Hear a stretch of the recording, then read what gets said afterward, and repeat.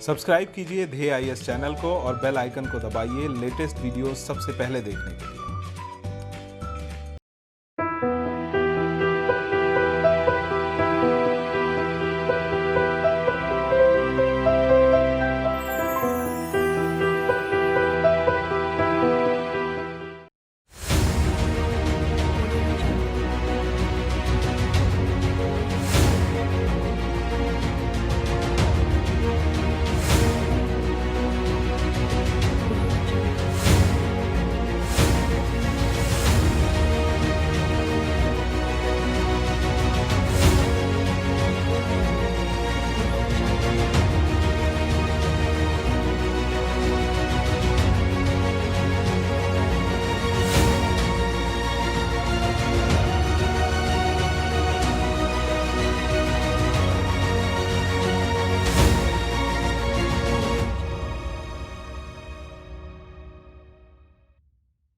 नमस्कार, मैं सुनील वर्मा ध्येय आईएएस टीम की ओर से आपका स्वागत करता हूं ध्येय टीवी पर। हम बात करेंगे डिब्रू-सैखोवा राष्ट्रीय उद्यान पर। देखेंगे डिब्रू-सैखोवा राष्ट्रीय उद्यान कहां पर है, क्यों चर्चा में बना हुआ है, इससे जुड़े हुए मुद्दे क्या हैं। आइए हम टॉपिक स्टार्ट करते हैं। सबसे पहले स्क्रीन पर आपके एक इमेज दिखाई दे रहा हूँ। एक पक्षी है, काफ़ी खूबसूरत है, काफ़ी आकर्षक है, जिसको देखने के लिए दुनिया भर के लोग इस पार्क में आते हैं। इसका नाम है वुड डक या हिंदी में इसको बोला जाता है देवहंस। देवहंस अर्थात इसका जो कलर है हल्का सा वाइट कलर का होता है, इसी के कारण इसको देवहंस वुड डक के नाम से जाना जाता है। तो ये जो पक्षी है किसकी पहचान है? डिब्रू-सैखोवा राष्ट्रीय उद्यान के। इसको भी देख लीजिए, आपका ये भी पक्षी वही है, इसका दूसरा इमेज है, ये भी देखिए काफ़ी खूबसूरत है। इसके बाद यह जो पार्क है एक और जीव के लिए जाना जाता है जिसका नाम है जंगली घोड़ा। ये जो जंगली घोड़े हैं यहाँ पर आपको काफ़ी मात्रा में देखने को मिल जाएंगे और इनका यह नेचुरल हैबिटेट है। इसके वजह से भी डिब्रू-सैखोवा राष्ट्रीय उद्यान जाना जाता है। यह आपने कुछ जीव देख लिए, अब इसकी थोड़ी सी लोकेशन देख लीजिए। आपकी लोकेशन के लिए मैं ये देखिए, ये मैप आपकी स्क्रीन पर दिखाई दे रहा है, ये असम का मैप है। इसमें कई नेशनल पार्क हैं, लेकिन सबसे पूरब की ओर देखिए, आपको अरुणाचल प्रदेश की बाउंड्री के पास एक नेशनल पार्क मिलेगा जिसका नाम है डिब्रू-सैखोवा नेशनल पार्क। तो जो डिब्रू-सैखोवा नेशनल पार्क है, इसकी अगर लोकेशन आप देख रहे हैं तो यहाँ से एक नदी निकल रही है, और नदी निकल रही है मतलब यहाँ से होकर गुजर रही है। इसका नाम है ब्रह्मपुत्रा। ये जो ब्रह्मपुत्रा नदी है, आपको पता है इसका जो जल की मात्रा है इसमें काफ़ी ज़्यादा होती है। उसके अलावा इसकी जो लोकेशन है ये थोड़ा सा आपके लिए इम्पोर्टेंट है कि इसके थोड़ा सा उत्तर की ओर जाएंगे तो आप अरुणाचल प्रदेश में प्रवेश कर जाएंगे। इसका मतलब ये है कि जो यहाँ की जो ज्योग्राफी है उसमें न सिर्फ असम की विशेषताएं मिलेंगी बल्कि अरुणाचल प्रदेश की भी विशेषताएं आपको देखने को मिल जाएंगी। आपने इसके लोकेशन देख लिया, ये लोकेशन आपके लिए काफ़ी इंपॉर्टेंट है। थोड़ा टेक्स्ट पर मैं आपसे बात करता हूँ। डिब्रू-सैखोवा राष्ट्रीय उद्यान असम के तिनसुकिया शहर से लगभग 12 किलोमीटर उत्तर में स्थित है। ध्यान दीजिएगा, किस शहर से? तिनसुकिया शहर से लगभग 12 किलोमीटर उत्तर। इसका जो क्षेत्रफल है वो लगभग 350 वर्ग किलोमीटर का है, और यह जो राष्ट्रीय उद्यान है इसकी समुद्र तल से औसतन ऊंचाई ज़्यादा नहीं है, लगभग 118-119 मीटर है। तो यह जो समुद्र तल से औसतन ऊंचाई कम होना है, इसके वजह से क्या होगा कि यहाँ की जो विशेषताएं हैं वह क्या होंगी? गर्म होंगी। आपको पता है कि जैसे जैसे ऊंचाई बढ़ती चली जाती है तो क्या होता है कि क्लाइमेट ठंडा होने लगता है, वेजिटेशन उसकी वजह से प्रभावित होती है। लेकिन इसकी औसतन ऊंचाई क्या है? कम है। इसके वजह से यहाँ पे जो वन मिलेंगे वह मिलेंगे जैसे आपको मैदानी क्षेत्र में मिलते हैं, उन वनों की भी विशेषता यहाँ पे मिलेगी। अर्थात असम का जैसे ही नाम आए आपको यह नहीं कल्पना कर लेना है कि वह पर्वतीय क्षेत्र है। खैर, इस उद्यान के उत्तर में ब्रह्मपुत्र और लोहित नदियां प्रवाहित होती हैं और दक्षिण में डिब्रू नदी प्रवाहित होती है। कौन सी नदी? डिब्रू नदी। और उत्तर में कौन सी? ब्रह्मपुत्र और लोहित नदियां। डिब्रू-सैखोवा जो पार्क है इसको असम राज्य सरकार के द्वारा 1986 में वन्य जीव अभ्यारण्य बनाया गया था, और 1999 में भारत सरकार ने इसको राष्ट्रीय उद्यान का दर्जा दे दिया। तब से हम इसको राष्ट्रीय उद्यान के नाम से ही जानते हैं। यह जो पार्क है यहाँ पर जैव विविधता ज़्यादा है, और इसी के कारण यह विश्व के सर्वाधिक सर्वाधिक जैव विविधता वाले क्षेत्रों में शामिल किया जाता है। जहाँ पर सर्वाधिक जैव विविधता पाई जाती है उन क्षेत्रों को बोला जाता है कि जैव विविधता के हॉट स्पॉट। हॉट स्पॉट का मतलब कि जहाँ पर जैव विविधता बहुत ज़्यादा है, तो ये विश्व के 19 जैव विविधता हॉट स्पॉट वाले क्षेत्रों में क्या है, शामिल है। अब प्रश्न आएगा कि यहाँ पर जैव विविधता इतनी ज़्यादा क्यों है? तो इसके पीछे का कारण यहाँ पे नदियों की उपस्थिति है। जो मैंने बताया कि ब्रह्मपुत्र, लोहित और डिब्रू जैसी नदियाँ और उसके अन्य सहायक नदियों के द्वारा यहाँ पर जल आता है। लेकिन आपको एक चीज़ और पता है कि जो ब्रह्मपुत्र नदी आती है वो बहुत बड़ी मात्रा में अवसाद लेकर आती है।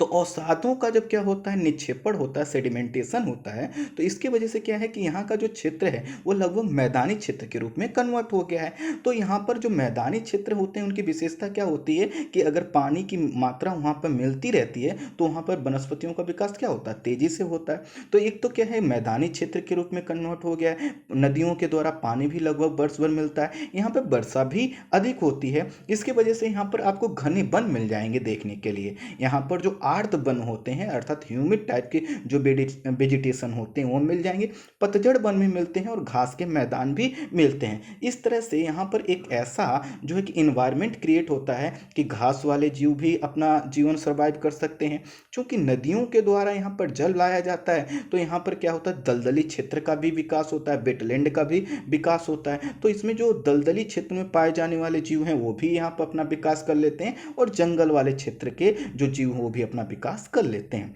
यह पूर्वोत्तर भारत का सबसे बड़ा दलदलीय क्षेत्र है, वेटलैंड वाला क्षेत्र है, ये आपसे पूछा जा सकता है।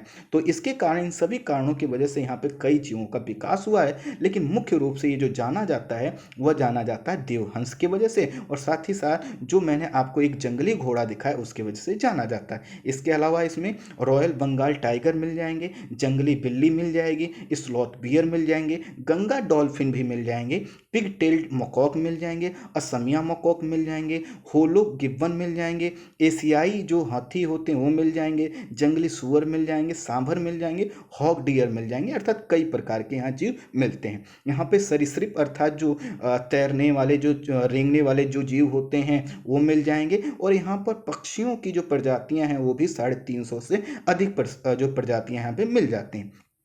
इसके अलावा यहाँ पर जो द्वितीय विश्व युद्ध के में जो लोग अपनी जान गंवा दिए थे उनके जो कब्रिस्तान हैं वो भी यहीं पास में बने हुए हैं, तो लोगों को एक ऐतिहासिक तौर पे उसको भी देखने के लिए जाते हैं। इन सभी कारणों की वजह से क्या होता है कि यहाँ पर पर्यावरण अच्छा है और लोग टूरिस्ट वहाँ पर देखने के लिए भी इसको आते हैं। यह जो राष्ट्रीय उद्यान है इस समय किसी अन्य कारण से चर्चा में इस वजह से है कि एक आपके यहाँ संस्था है जिसका नाम है राष्ट्रीय हरित अधिकरण, इंग्लिश में इसको एनजीटी या नेशनल ग्रीन ट्रिब्यूनल के नाम से जानते हैं। इसमें क्या हुआ है, इंडियन ऑयल लिमिटेड जो कंपनी है उसको क्या हुआ है, ये जो आपका डिब्रू सेखोवा राष्ट्रीय उद्यान है इसके अंदर 7 जो है कि उत्खनन ड्रिलिंग साइट्स की अनुमति मिली हुई है।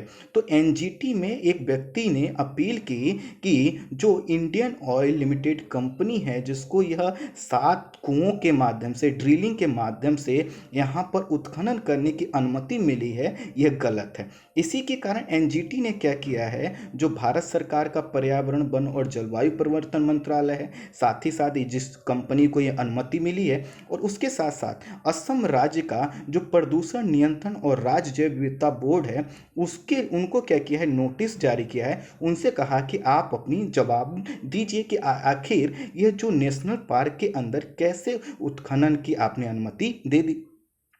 हुआ क्या है कि एनजीटी के समक्ष की याचिका लगाई गई थी, उसमें यह कहा गया था कि कंपनी को जो पर्यावरणीय अनुमति मिली है, यह अनुमति देने से पहले 2 चीज़ें जो होती हैं, जो सार्वजनिक सुनवाई होती है और जैव विविधता का मूल्यांकन किया जाता है, इन अध्ययनों को सही से नहीं किया गया। तो इसके लिए क्या है, एक एक्ट है जिसका नाम है पर्यावरणीय प्रभाव आकलन अर्थात इन्वायरमेंट इम्पैक्ट असेसमेंट 2006। यह कहता है कि जब भी कोई क्षेत्र जहां पर कोई ऐसी कार्य किया जाएगा जिससे वहां का पर्यावरण प्रभावित हो सकता है, तो वहां पर किसी कार्य को अनुमति तभी दी जाएगी जब वहां पर उस कार्य से होने वाले प्रभाव का अध्ययन कर लिया जाए। इसी को बोला जाता है पर्यावरणीय प्रभाव अध्ययन। आसान शब्दों में मैं आपको समझाऊं जैसे मान लीजिए आपके घर के पास में, आपके गांव के पास में कोई जंगली क्षेत्र है। यहाँ पर ये होना है कि कोई अब कंपनी आए कहे कि हम यहाँ पे फैक्ट्री लगाएंगे। आपको लगता है कि फैक्ट्री लगाने से वह जो जंगली क्षेत्र है या कोई भी तालाब वाला क्षेत्र है, वहाँ का इकोसिस्टम या वहाँ का जो पर्यावरण है वो प्रभावित हो सकता है। तो आप कहेंगे कि नहीं, आपको ये अनुमति ऐसे नहीं मिलेगी। पहले आप अपने प्रोजेक्ट के आधार पर यह हमको बताइए कि इससे हमारा पर्यावरण कितना प्रभावित होगा। जब पर्यावरण का प्रभावित होने की बात आएगी तो एक आकलन किया जाएगा, देखा जाएगा कि आखिर इसमें किस चीज़ का उत्पादन होगा, कैसे उत्पादन होगा, कितने पेड़ों की कटाई होगी, कितने क्षेत्र के घास को साफ किया जाएगा, यहाँ पर कौन सा जल उपयोग किया जाएगा, जो कूड़ा करकट निकलेगा उससे उसको कहाँ डंप किया जाएगा। कुल मिलाकर सभी तरह से जब उसके इन्वायरमेंटल इम्पैक्ट को चेक करके जब आप अनुमति देंगे, और अनुमति कैसे देंगे, जब वहाँ के लोगों की अनुमति मिल जाएगी और अनुमति दी जाएगी, तभी क्या होगा, वह साइट या वह जो प्रोजेक्ट है वो क्या हो पाएगा, पास हो पाएगा। इसी को बोला जाता है इन पर्यावरणीय प्रभाव का आकलन करना। तो याचिकाकर्ता ने कहा है कि पहली बात तो इनको जो यह अनुमति दी गई है, इसमें पर्यावरणीय प्रभाव आकलन का 2006 का जो नियम है उसका क्या हुआ है, उल्लंघन हुआ। साथ ही साथ याचिकाकर्ता ने कहा कि यह सुप्रीम कोर्ट द्वारा ही वर्ष 2017 में दिए गए उस आदेश का भी उल्लंघन है जिसमें कोर्ट ने कहा था कि राष्ट्रीय उद्यान में खनन या उत्खनन जैसी गतिविधियां पूर्णतः रोकी जाती हैं, किसी भी खनन उत्खनन की अनुमति नहीं है। अब इस जो है कि हुआ क्या है कि इस पार्क में 7 ड्रिलिंग प्रोजेक्ट के तहत जो यहाँ पर इन्वायरमेंटल असेसमेंट का इनको प्राप्त हुआ है या जो क्लियरिफिकेशन इनको मिला हुआ है कि आप इसमें ऐसा कर सकते हैं, इसमें ये कहा गया था कि यहाँ पर जो यह जो राष्ट्रीय उद्यान है इस पर कोई निगेटिव इम्पैक्ट नहीं पड़ेगा। साथ ही साथ एक चीज़ और जोड़ा गया था कि जब ड्रिलिंग होती है तो ड्रिलिंग के होने की वजह से विस्फोट होते हैं। तो यहाँ पर जो पर्यावरणीय प्रभाव अध्ययन किया गया अर्थात इन्वायरमेंटल इम्पैक्ट असेसमेंट जब किया गया तो यह कह दिया गया कि भारत में सामान्यतः ड्रिलिंग परियोजनाओं में विस्फोट की संभावना नहीं होती। जब इन्होंने यह इस वजह से कहा क्योंकि कई लोग पहले से कह रहे थे कि भैया जब आप ड्रिलिंग करोगे तो इसके वजह से क्या होती है, कई बार इनके कुओं में आग लग जाती है, कई बार कई प्रकार के विस्फोट हो जाते हैं। इससे क्या होगा, जो वहाँ का पूरा ये जो डिब्रू सेखोवा राष्ट्रीय उद्यान है उसका इकोसिस्टम प्रभावित होगा। इन्होंने कहा कि नहीं, भारत में ड्रिलिंग परियोजनाओं से विस्फोट की संभावना नहीं होती। जबकि आपको पता है कि बैगजान में गैस विस्फोट की घटना अभी भी हो रही है और कुछ दिन पहले भी हुई थी, अभी भी हो रही है। इससे यह पता चलता है कि ये जो ड्रिलिंग प्रोजेक्ट हैं बहुत सुरक्षित नहीं है। बावजूद इसके यह कंपनी कह रही को मिला हुआ है, यह क्लियरिफिकेशन मिला है, यह प्रमाण पत्र मिला है कि वो 7 ड्रिलिंग प्रोजेक्ट्स को वहाँ पे चालू कर सकते हैं। अब कंपनी क्या कह रही है, उसने अपने स्पष्टीकरण में कहा है कि उसकी उत्खनन ड्रिलिंग परियोजना डिब्रू सेखोवा के अंतर्गत में आती है, ना कि राष्ट्रीय उद्यान में। अब देखिए इनका ये कहना है कि जो हमको 7 ड्रिलिंग प्रोजेक्ट्स जो हमारे हैं यह डिब्रू सेखोवा के अंतर्गत आते हैं, ना कि पार्क में। होता क्या है कि मान लीजिए एक रेखा होगी जिसके अंदर पार्क है और जिसके बाहर उसका जो है कौन सा एरिया है, उसका आउटर एरिया है, उसका ट्रांजिशन जोन है जो उससे लगा हुआ है।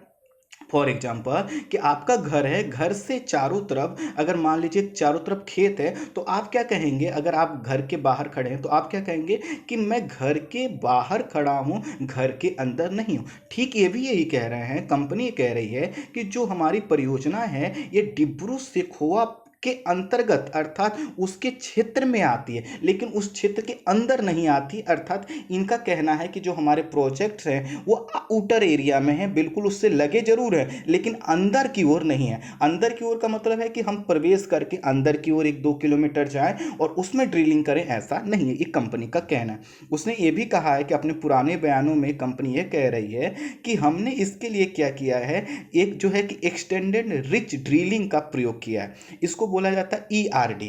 तो ये कह रहे हैं कि हम एक नई तकनीकी का यूज करेंगे यहाँ पर उत्खनन करने के लिए, और इसका नाम होगा ERD अर्थात एक्सटेंडेड रीच ड्रिलिंग।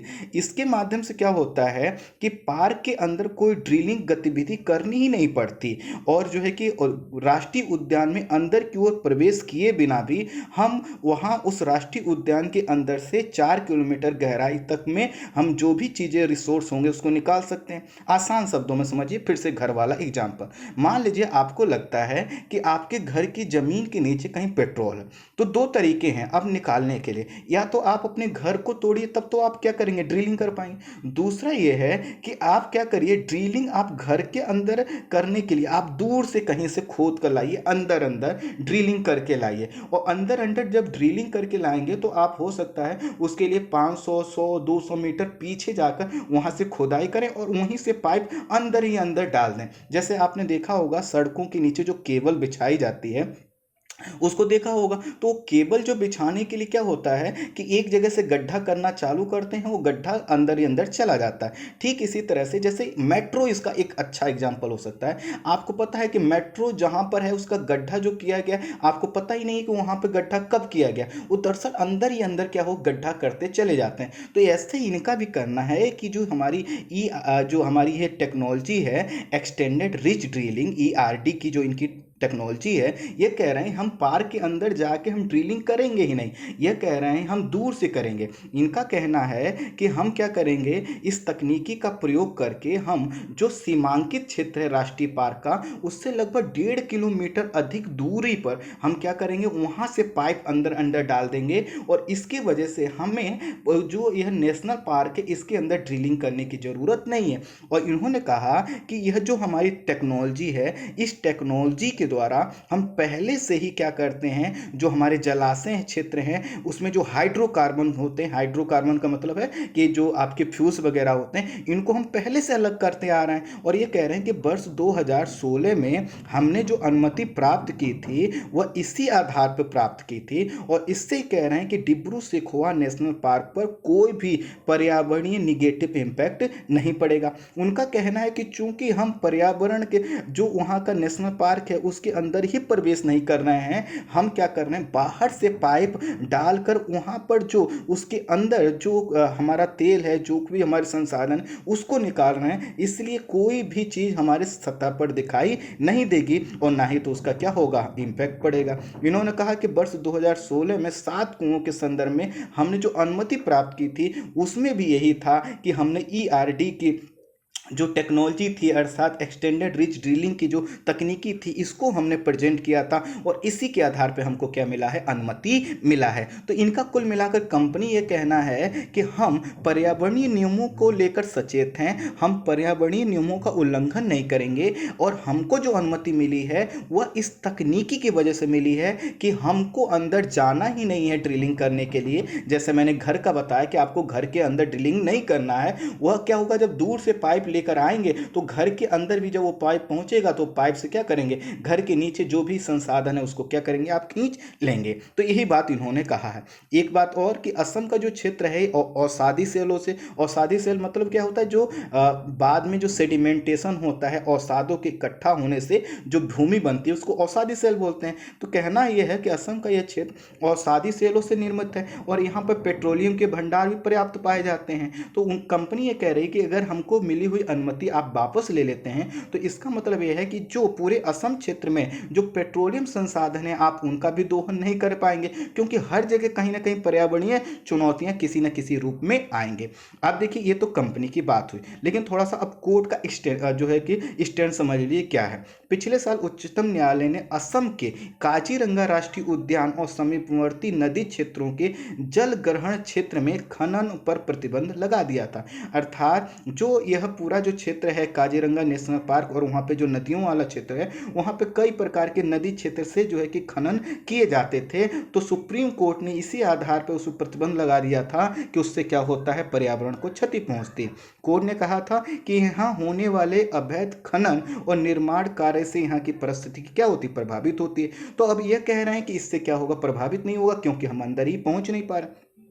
उसके अलावा एक और जजमेंट है हाई कोर्ट का, उत्तराखंड हाई कोर्ट का। उन्होंने तो यहाँ तक कह दिया है कि जो हमारे राष्ट्रीय वन उद्यान है उनके 10 किलोमीटर की बाउंड्री के भीतर अर्थात 10 किलोमीटर की एरिया में कोई भी खनन कार्य नहीं हो सकता बिना अनुमति के। अर्थात 10 किलोमीटर के एरिया में, मतलब नेशनल पार्क के अंदर ही नहीं, उसके 10 किलोमीटर के एरिया में कोई खनन कार्य करना है तो पहले हमसे क्या करिए, अनुमति लीजिए। इसी के साथ साथ जो एनजीटी है जिसके सामने ये पूरा मुद्दा आया है, इसने राजस्थान के रणथंभौर राष्ट्रीय उद्यान में खनन में कुछ समय पहले क्या कर दिया था, रोक लगा दिया था। तो इस तरह से अगर कोर्ट और एनजीटी का हम एक्सटेंड जो है कि स्टैंड समझना चाहें तो हमको पता चलेगा कि यह चाहते ये है कि यहाँ पर जो पर्यावरण है उसको किसी भी प्रकार का नुकसान ना हो। अब यह जो है कि एनजीटी को यह देखने होगा कि आखिर जो एक्सटेंडेड रिच ड्रिलिंग है क्या वास्तव में कुछ ऐसे ही काम करती है और क्या इसका कोई निगेटिव इम्पैक्ट बाद में नहीं पड़ेगा जिससे उसका जो इकोसिस्टम है वो डैमेज हो सकता है। अगर डैमेज होगा तो कहीं ना कहीं अनुमति को